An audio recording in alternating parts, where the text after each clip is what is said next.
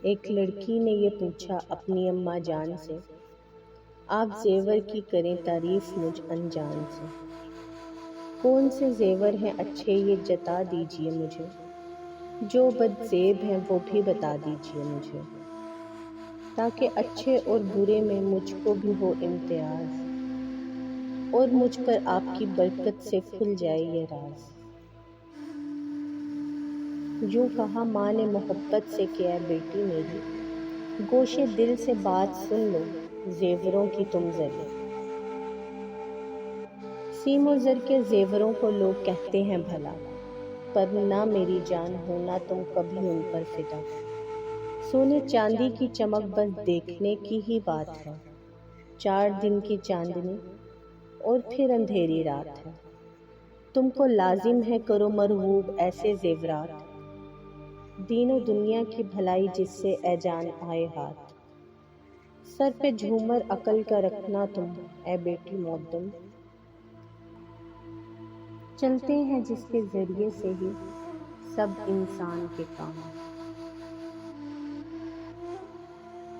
بالیاں ہوں کان میں اے جان گوشے ہوش کی، اور نصیحت لاکھ تیرے جھنکوں میں ہو بھری، اور آویز نساں ہوں کہ دل آویز ہو، گر کرے ان پر عمل تیرے نصیبے تیز ہوں، کان کے پتے دیا کرتے ہیں کانوں کو عذاب،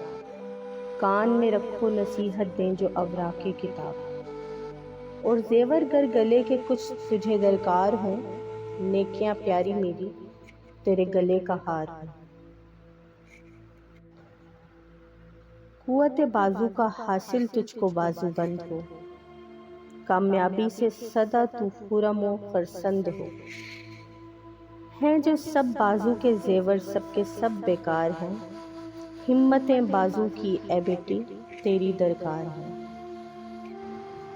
ہاتھ کے زیور سے پیاری دستکاری خوب ہے، دستکاری وہ ہنر ہے سب کو جو مرغوب ہے، کیا کرو گی اے میری جان زیور خلخال کو، پھینک دینا چاہیے بیٹی بس اس جنجال کو، سب سے اچھا پاؤں کا زیور یہ ہے نور بصر، تم رہو ثابت قدم ہر وقت راہ نیک پر،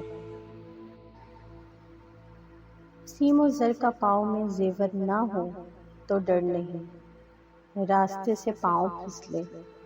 گر نہ میری جاں کہیں،